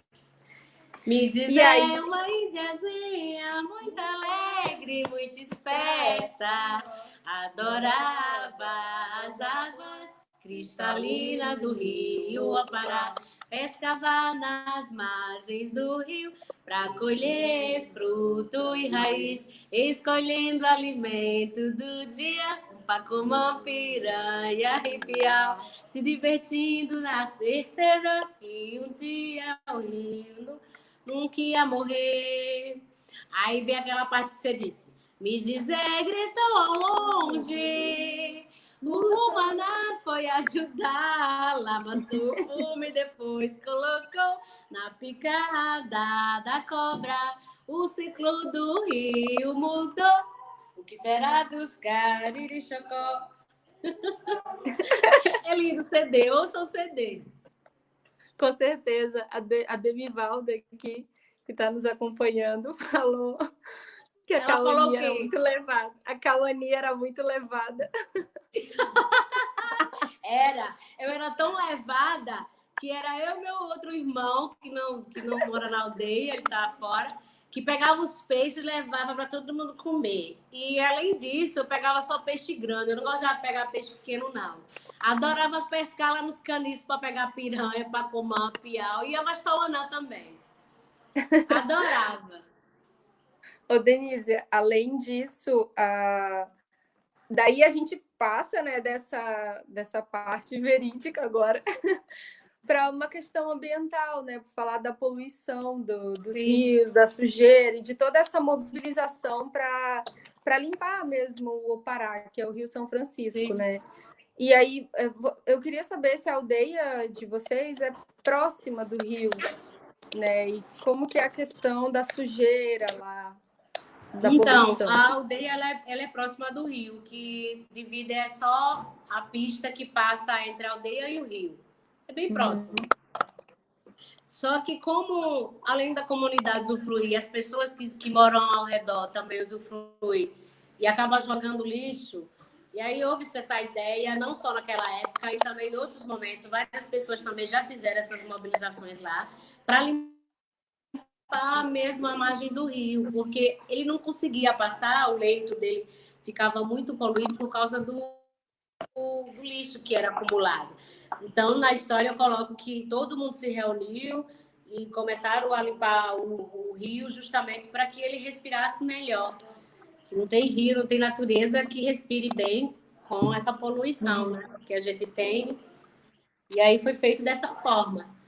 Não só lá na beirada do rio, como também dentro da comunidade e em outras comunidades. A gente sabe que essa questão do lixo é muito...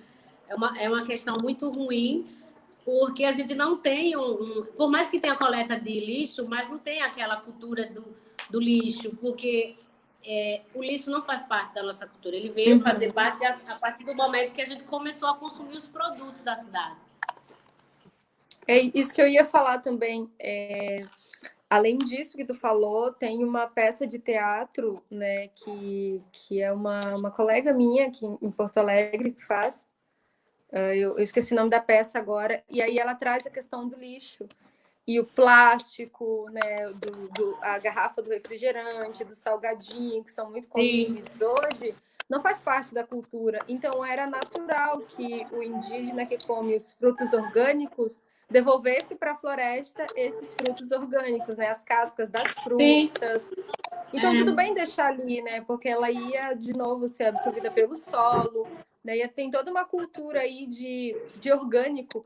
E aí, com a questão do lixo, não. E é uma coisa assim que quando você chega na aldeia, tipo, se você não mora na aldeia, se você não é indígena, você fica chocado, né? Mas aí uma vez uma menina comentou comigo, mas os indígenas sujam tudo, né? Toda aquela área ali, o lixo nem é deles, gente. Vamos começar por aí, né? A cultura do lixo não é indígena.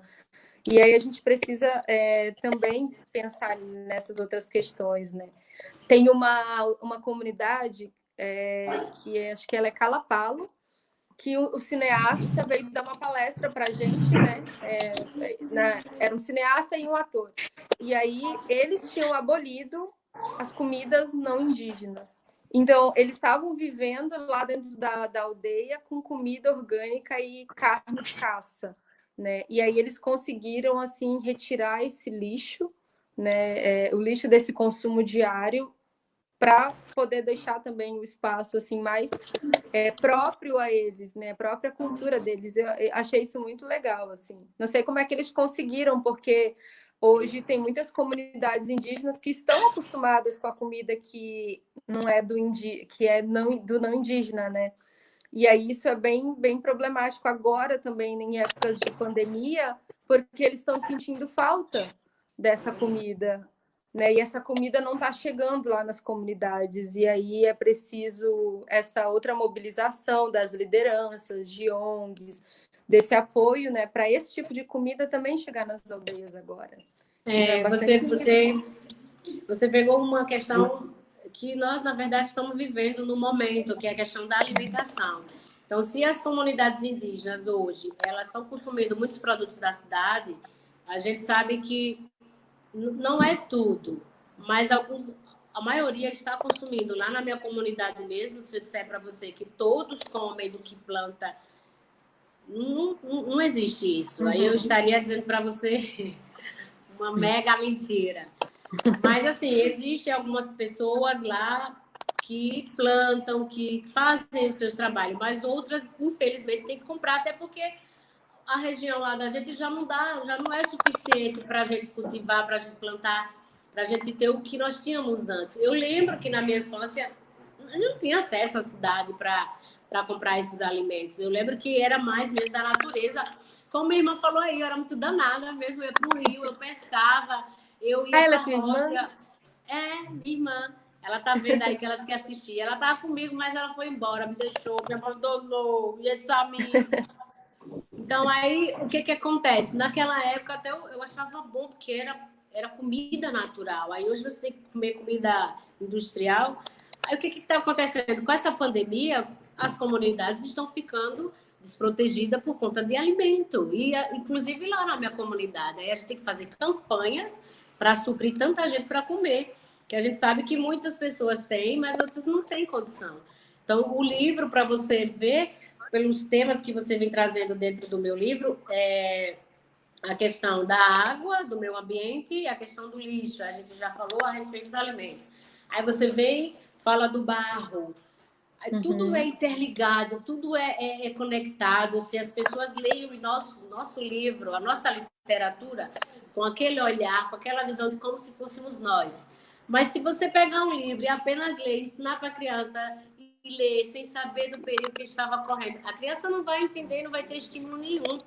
Então, se elas começarem, os próprios adultos, pelas crianças, dessa forma, a gente sabe que consegue, pelo menos, decolonizar 50% da população. É difícil, mas estamos aí para isso. Você é uma pessoa que deu essa abertura para os escritores indígenas justamente falar do seu livro, coisa que a gente não via falar assim, detalhado, né? Falava-se muitos dos escritores, aquela coisa mais superficial, mas falando assim, como a gente está falando, cada história, cada tópico, e a gente vai aprendendo, a gente vai trocando. Eu estou achando o máximo. Sim, porque o processo criativo de escritor para escritor varia muito, né? O jeito, a pronúncia, os segredos, nossa, vários segredos aqui estão na mesa hoje. Exatamente, Então, assim, eu falei para você que estava atrasada porque eu tinha ido postar 2 livros para Santa Catarina, que me pediram. Aí por isso que eu demorei, que você falou, Denise, aconteceu alguma coisa. Não, mulher, estou aqui, tomei banho para a gente fazer nossa live. Denise estava se arrumando, gente. Não, eu estava tomando banho. É live daqui, é live de lá, vamos todo mundo livar. Denise, e também tem esse texto aqui, aí a gente vai um pouco se encaminhando para o final. Eu não queria terminar, porque é maravilhoso te ouvir, aprender contigo, mas a gente precisa jantar também.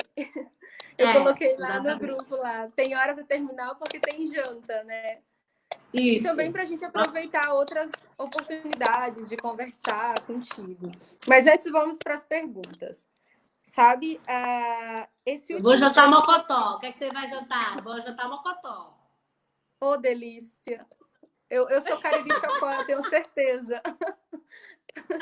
Se é mocotó, eu sou Cariri Chocó, meu Deus. Ontem foi feijoada, hoje vai ser mocotó. Droga. Pode perguntar agora. Ô, Denise, e esse daqui, a história do Tunirã, a história do angiqueiro, que é um dos últimos contos, né? Eu queria que tu falasse um pouquinho dele. Ele fala da importância de plantar, né? Aqui a gente tem o tema da derrubada das árvores, que é um tema muito caro para os povos indígenas, né? Mesmo em territórios que são reflorestados, eles têm que enfrentar de novo a ação dos madeireiros, né? Esses dias eu assisti um filme com os Achaninka. Eles nem são Achaninka, é outro nome, mas eu esqueci agora. E eu estou fazendo exercício de aprender o nome certo deles também, né? Mas os Achaninka que vivem aqui na região do Acre, eles, no território deles, eles reflorestaram tudo, sabe?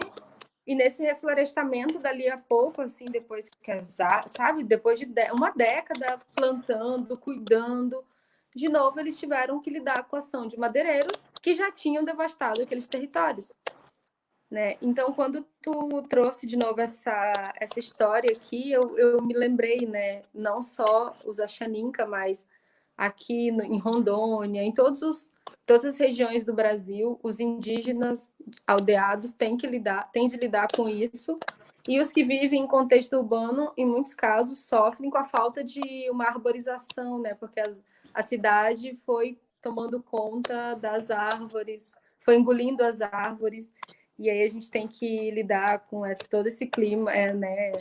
essa questão ambiental. E aí, nessa parte aqui do livro, lá na página 57, tu fala assim, né? Tunirã, meu neto, hoje a Lagoa Comprida está triste, seca, sem vida, perdeu sua beleza. A natureza sofre com a derrubada das árvores. E aí tem, né, essa ilustração aqui, que é uma realidade. Sim. Então, passarinho ali. E aí eu queria saber se os Cariri-Chocó sofrem também com essa questão de derrubada, de invasão de território. Me conta um pouquinho. Legal. Pois é, você traz mais uma vez, Júlia, com a sua imensa sabedoria ancestral, traz uma coisa que eu vou trazer para vocês, 2 segredos. Mais 2, viu? Mais 2. Mais 2, Quando ele diz assim, sabe, Torirã, antigamente, mas muito antigamente mesmo, as louceiras retiravam o barro do lado esquerdo do morro para fazer potes, pratos, panelas e purrões. Pois, menino, lá tem um local sagrado que enterrava o povo, chamado de cemitério. Nosso povo era enterrado em igaçabas, que é os purrões e os potes. O outro lado direito do morro só era visitado em momento muito especial e todos tinham que o contemplar com respeito. Um território sagrado não pode ser desrespeitado, Tonirã. Aí ele responde, sim, vovô, eu sei disso. Tunirã não conteve suas indagações sobre o segredo do morro, tinha ainda outras perguntas para fazer. Queria saber os mistérios do lugar sagrado. Entretanto, Porançutu, com todo o seu tossoió, tinha cuidado em revelar segredos para o curumim. Ele precisava amadurecer sua espiritualidade para entender e aceitar com respeito e obediência toda a cultura de seu povo. Tunirã,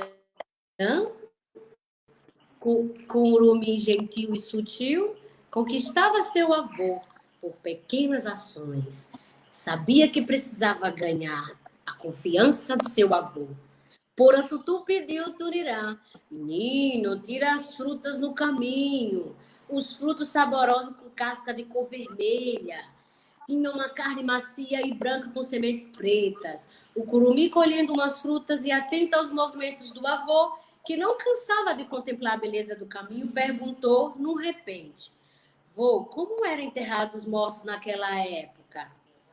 E por que colocavam as pessoas dentro dos purrões quando morriam? Porançutu percebeu que Tunirã, além de esperto e curioso, é um curumim que precisa ser lapidado como a pedra de diamante. Tunirã, preste bastante atenção no que eu vou lhe contar. O pequeno Tunirã, ao ouvir o cântaro do pássaro Vivi, limita-se, deixando seu avô admirado com imensa paz que aquela criança aprendia. Há muitos anos, nosso povo vivia bem antes dos Caraí. Chegaram nosso povo, praticava os rituais livres, juntos à natureza e os animais. Com a invasão do nosso povo, sofreu mudanças culturais. Mesmo escondido, eles nunca deixaram de praticar os rituais para manter a nossa ancestralidade em mistério. Por isso, nosso povo avistou do morro um alto do bode, uma árvore alta e de grande porte, onde não sabia ainda seu nome. Com a chegada do homem branco, nosso povo foi retirado à força da colina pelos jesuítas e passaram a residir nos arredores de uma capela. Mas o morro ficou sendo utilizado apenas à realização dos rituais. Então, esse conto ele fala da árvore do angiqueiro, que é uma árvore sagrada para o nosso povo, que foi quando naquela época foi avistado do alto do bode, justamente para praticar os rituais, na verdade, para dar continuidade, porque o local onde era praticado já não era tão interno, não era mais segredo, e sim dava para perceber dos arredores lá da região. E foi quando eu tive essa ideia de escrever e colocar esse conto no último deles, porque fala do angiqueiro. Porque a próxima proposta é falar de todas as árvores Cariri-Chocó. Por que eu trago isso? Porque quando eu fui participar da audiência lá sobre o processo territorial do povo Cariri-Chocó, eu fiquei indignada pelo fato de ver o advogado do Pulseiro, dizer que aquela região era uma região que não residia povo cariri, porque o avô, o tataravô, o não sei quem, tinha plantado uma árvore naquele lugar que tinha mais de 80 anos. E eu olhava assim, meu Deus, que pena que eu não posso falar, quem tem que falar é advogado da FUNAI. E aí foi quando ela já sabia dessa história toda e ela foi lá naquela certeza de que, então quer dizer que Vossa Excelência, né, ela falou que a árvore que tem 80 anos é que dá legitimidade aos conselhos. E as árvores Cariri-Chocó, que tem mais de 300 anos? O que vocês dizem a respeito disso? Aí calou todo mundo. Então, aí veio aquela ideia, entendeu? De escrever mais sobre as árvores, a importância que elas têm. Quando você falou do pessoal que teve que reflorestar e os garimpeiros foram lá. Só que, assim, eles podem tirar várias. Se a gente tiver esse modo de plantar, essa sensibilidade de refazer tudo de novo, a gente consegue. Não é fácil, mas a gente consegue. Porque lá no nosso povo, a gente tem esse angiqueiro como vamos dizer, como patriota de lá. Não só ele, como outras árvores, como esqueci agora o nome, mas é uma que é uma frutinha bem pequena. Tem o oricuri, tem O oricuri é uma palmeira? Juazeiro, não, é o juazeiro, que é típico da região. É o angiqueiro, juazeiro. Esse daí são... E tem outras árvores também. São os que mais, assim, que são mais centralizado lá no nosso povo. E tem várias e várias, além também da medicina da Jurema, além do velandinho, da batata de cheiro. E sim, são esses situações de ervas que tem lá que nos trazem o poder da cura. E está na memória Cariri-Chocó que foram os jesuítas que retiraram o povo de lá. Olha que legal, né? Sim. Então, como eu disse para você, para me escrever algumas coisas para decolonizar, eu tive que pesquisar. Não é fácil, não é à toa, não. Eu tive que pesquisar para fazer aquilo mesmo, de fato, que naquela época foi escrito. E aí tem uma teórica, né, da literatura indígena que fala que a literatura indígena ela pode ser vista como uma outra história, que é a história dos indígenas, né? Aí para você ver como é um outro jeito de contar a história, porque os jesuítas nunca vão registrar que retiraram o povo do seu território tradicional, mas o povo pode dizer que foram retirados de lá pelos jesuítas, né? Então ele está contando... Exatamente. Porque lá nas histórias que eu pesquisei do século XVII, XVIII, tem muito isso, mas só que eles não colocam. Então é nós que temos que colocar. Que foram eles que retiraram o povo de lá e removeram para outra região. E com o tempo foi impressão dos indígenas e perdendo. Só para você ter uma ideia, o meu povo lá tinha, na época, 150 mil hectares de terra. Hoje a gente tem 4.019. Como que isso aconteceu de lá para cá? Aquela coisa de cada vez mais os pulseiros empurrando a comunidade para a cidade. E outras questões políticas que não vem ao caso, né? Agora, no momento. Sim. E aí, Denise, eu tenho uma última pergunta para ti, que é uma pergunta que é a seguinte, né? Na tradição ocidental, na tradição da literatura, né, a gente tem o conto, né? Assim, falando de modo geral, o conto é um texto curto, né, que tem alguns poucos personagens, tem um momento de clímax, de ação, e aí depois tem um desfecho, né? E aí, comparando, né? Eu comparo, mas eu não devia comparar, não. Eu comparo só para criticar depois, tá? E aí eu tenho visto muitos contos, muitas histórias narrativas indígenas virem para o impresso, virem para a publicação, virem para o livro, sob o nome conto, né? Classificado como conto e tal. E aí no teu livro também a gente tem contos indígenas, né? Me diz por que tu escolheu a palavra conto para começar, e se tu, né, imagina que o gênero conto, no caso dos indígenas, é isso aí, aquela história que passa pela oralidade, né? Que é uma história que o antigo conta ou é uma história que aconteceu. Me diz, o que é o conto indígena para ti, para nós? Fala.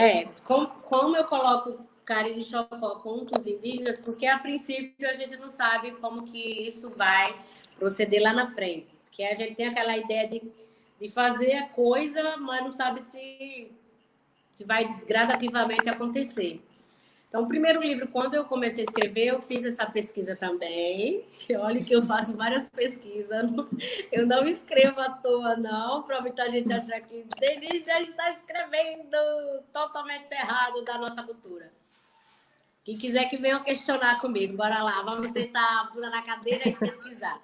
E aí, quando eu comecei a escrever, eu tenho uma pessoa que eu já falei aqui, vou falar novamente, que é Tio Zé, é o nosso historiador, a gente considera ele um historiador da nossa comunidade, porque ele começou aos 17 anos com os mais velhos, nessa questão política, nessa questão da militância, porque os mais velhos não lidavam com a leitura, era mais a oralidade, não sabia escrever, mas sabia dar o recado através da oralidade. Então, ele era uma pessoa assim, como eu hoje, vamos dizer. E com o tempo ele foi pesquisando várias histórias, vários escritores, vários antropólogos, enfim. E quando eu sentei com ele para falar a respeito do conto, e aí ele me perguntou, mas você quer escrever conto da nossa história, as coisas que nós falamos, que os mais velhos falam em volta da fogueira, ou você quer escrever conto de uma forma mais superficial, mais que não é verídica, é algo que tipo poético, é algo romântico. Aí eu falei, eu olhei para ele, eu disse, o senhor me derrubou agora. Eu não sei. Quebrou minhas pernas. Na verdade, eu não sei o que eu quero. Eu quero que o senhor me oriente nessa questão do conto. Tio Zé, para mim, é conto porque o nosso povo fala dos contos. Eu ouvi, mas para a sociedade, como eu devo colocar? Aí ele foi, explicou com o jeitinho dele, e aí foi quando houve essa ideia de colocar Cariri Chocó conto indígenas, porque eu não queria conto, justamente por essa questão. Eu falei, porra, todo mundo conta, mas não é histórias reais, é fictício. Aí eu, não, Denise, eu faço assim. Então, o nome em si deu trabalho, até para mandar para a editora. Falou, mas Denise, como que vai ser conto se as suas histórias são histórias verdadeiras? Ah, não deixa de ser um conto a partir da oralidade. Então, vamos fazer como eu estou pedindo. Aí, tá bom. Não fala, não tá mais ninguém aqui. E aí ficou assim, com a Cariri Chocó contra os indígenas. Mas quando eu fui para o segundo, aí eu fiquei com aquela dúvida. Eu continuo Cariri Chocó contra os indígenas volume 2 ou eu modifico esse segundo livro? E aí surgiu aquela ideia da coletânea, de fazer 1, o 2, o 3, o 4, o 5, parou e depois trabalhar em outra situação, além dos livros sobre as árvores Cariri Chocó. Mas em si, para mim, o conto não posso dizer do modo literário do que a gente aprendeu na escola, mas para mim o conto, pelo que eu fui educada nessa questão, são contos internos da nossa comunidade, são coisas que nós vivemos e que ainda hoje a gente pratica. E que tem que ter quem é pesquisador da literatura indígena, que não é indígena, sabe? Tem que ter muito cuidado na hora de analisar esses textos, né? Porque isso ao longo de toda essa live que tu vem falando, né? Elas têm essas experiências de vivências. Tu, né? De tu ser mordida pela cobra, de ser o teu avô, né? De ter... Então, assim, uma das características da literatura indígena é de que o cânone, né, no caso, para usar uma palavra acadêmica aqui, ou as principais referências da literatura, no caso, que eu vejo de ti, Denise, é a própria tradição, é a própria comunidade, é o modo de ver, de enxergar o mundo, sabe?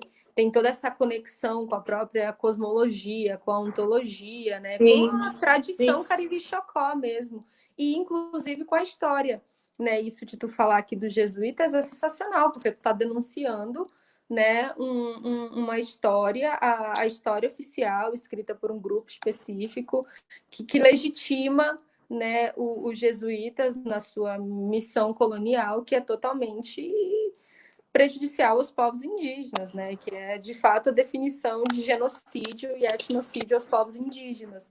Então, né, o meu apelo aqui é que eu mesma, né, enquanto pesquisadora, e eu acho que, enquanto pesquisadora indígena, né, que já sei um pouco desses códigos, né, preciso me atentar mais, e quem não é indígena, né, que estude também, né, porque você vê, a Denise tem todo um trabalho de pesquisa, tem todo um trabalho sério, né, é sua vida aqui também, é um trabalho literário, né, um trabalho de linguagem que não anula essas experiências por serem expressas sob a forma de, sabe, de literatura, mas de entender que a literatura é um instrumento, é o que tu colocou lá no livro, é uma arma de defesa da tradição, da memória, da cultura, né?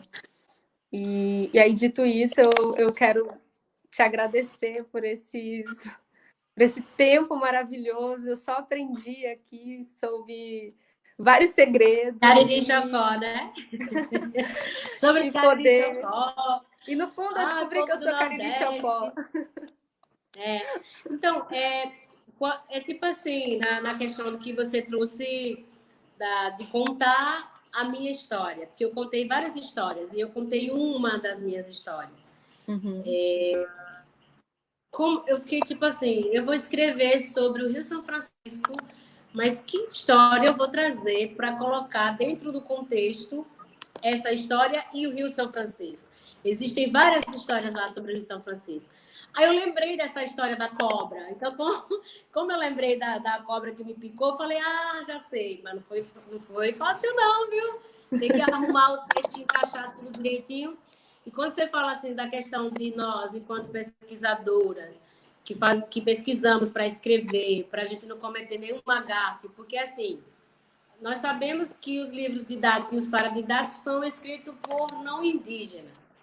Quando o indígena vai escrever, no teu cuidado de pesquisar, aí você está dando a mão à palmatória àquele que escreveu errado, entre aspas, e a gente também está fazendo a mesma coisa. Então, aí o que eu fiz? Eu falei, não, eu preciso dessa questão acadêmica para eu avançar mais. E o meu tema lá do mestrado é justamente sobre isso, sobre o meu livro. Ele é voltado mais para a questão literária, para como que ele vai ser inserido dentro dos materiais didáticos. Aí houve essa ideia de pesquisar cada vez mais. E eu acho que você já deve ter passado por isso, que quando você vai ler os doutrinadores relacionados à literatura indígena, você acaba se frustrando porque é totalmente diferente da nossa realidade. Mas, é claro, a gente tem que dar crédito porque foi registrado. E aí fica meio complicado se você não pesquisa. Aí, como eu falei no início, não é fácil escrever, gente, não é. As pessoas acham que é fácil, e a gente leva tempo, a gente fica nas madrugadas, pesquisando, analisando, passando tempo das nossas vidas para sair um livro em 1 ano, 2 anos, 3 anos. Tem pessoas que saem mais tempo. O meu saiu em 2 anos, esse segundo. O primeiro foi mais tempo, enfim. As pessoas acham que é fácil, não é. E quando a coisa está pronta, aí você ganha um livro desse, você joga lá, coloca na prateleira lá e não analisa assim nesse olhar que você fez, no olhar que outras pessoas fazem. Denísia, muito obrigada por esse tempo maravilhoso, por essa... Vamos jantar. Essa tarde maravilhosa. E tirou muitas dúvidas minhas. Eu tenho outras, né, que a gente pode deixar para outro momento também. Sim. Né, mas que atendeu muito bem, assim, o que eu pensava. Né? Vários segredos, várias histórias, várias lições hoje aqui. E aí, gente, muito obrigada por assistir. Agora eu vou passar para as palavras de agradecimento da Denise, se ela quiser. E aí a gente encerra essa live. Que emoção! Convidando amanhã... você. Peraí. Convidando... deixa eu só dar os meus recadinhos finais. Né? Olha, e aí a gente... cafezinho para mim, ó. Que maravilha! Ninguém trouxe café para mim aqui. Ninguém trouxe, né? Vai o café aí, eu divido com você. Eu aceito. Olha só, gente, só para lembrar, tá? Os livros da Denise você pode comprar diretamente com ela, né? Vocês podem aproveitar já que falar com a Denise, ou vocês também podem comprar na livraria Maracá. Né? Lá também tem muitas outras obras indígenas, dos autores que a gente tem trazido e falado aqui, né? E aí a Denise também já foi divulgada lá no projeto Leia Mulheres Indígenas, né? A gente tem Facebook e Instagram, então a gente está divulgando as escritoras indígenas, mostrando, né, fazendo um perfil assim delas, de que povo elas são, onde elas atuam, e aí colocando as obras, né? As fotinhas dos livros e tal, tá bem bonitinho lá, então quem puder seguir, curtir a página, tá? E aí a Rádio Iandê, que é essa daqui, ó, tá fazendo várias ações, né? Também nesse mês de abril. E a PIB, se eu não me engano, a PIB também. Com o acampamento Terra Livre, né? O acampamento Terra Livre não está acontecendo. Não está acontecendo, claro, presencialmente por conta dessa pandemia, mas está acontecendo online. E eles estão com uma programação muito linda, então eu convido todos vocês. Tem música, nossa, tem várias apresentações. E aí eu convido vocês a irem também. E aí eu convido vocês finalmente a virem amanhã aqui para um bate-papo comigo e com o Jaime Diácara, né? Falar um pouco também de novo da literatura dele, falando só literatura, menina, aqui nesse canal. Então, respiramos. No meu livro eu coloquei assim, eu acho que foi aqui logo no início. Deixa eu ver aqui. Do 1 ou do 2? Onde tem a biografia. Nascida na aldeia, na cidade de Porto Real do Colégio. Aí eu coloquei, eu acho que eu respiro literatura. Deixa eu ver onde é que tem isso. Aí eu coloquei em algum lugar aqui, eu não lembro. Por falar nisso, desculpa. A gente esqueceu de mencionar. É porque na capa do texto tem Denísia, e aqui tem os meus coautores, que eu esqueci de mencionar, que é Sandra Santos Costa. Ela é nascida em Penedo, Alagoas. Ela é pedagoga, especialista em linguagem e práticas sociais. Ela é funcionária pública do Estado de Sergipe e também foi ela a pessoa responsável que eu comecei a escrever. Foi ela a pesquisadora que foi lá na minha casa, na aldeia. Um abraço para Sandra, admiro muito ela é uma pessoa incrível, uma mulher incrível. E o nosso coautor, que é o José Nunes de Oliveira Ieneti, que é o historiador da comunidade. E assim, eu sou muito grata a eles dois, porque eu costumo dizer que José Nunes, ele é meu mestre, ele é meu mentor, ele é meu tudo. E a Sandra foi a pessoa que deu o pontapé assim, mulher, vai lá, entra no mundo. É igual a Aurita, um pé na aldeia, outro na cidade. Foi ela. Então, e é isso, eu agradeço muito a você por estar fazendo essas lives. É live daqui, é live de lá, live daqui, da lá. E mostrar assim, o trabalho dos escritores indígenas, das obras dele, do que eles fazem, do que eles são, das frustrações também, né? De tudo que a gente já passou na vida. Porque se fosse para falar tudo aqui, acho que uma hora não dava. De quantas vezes eu já me frustrei, de quantas vezes eu já queria desistir, de quantas vezes eu olhava assim, a lágrima do canto descia, e eu sem entender por que ela descia. Mas hoje eu estou aqui, falando com você. Desculpa.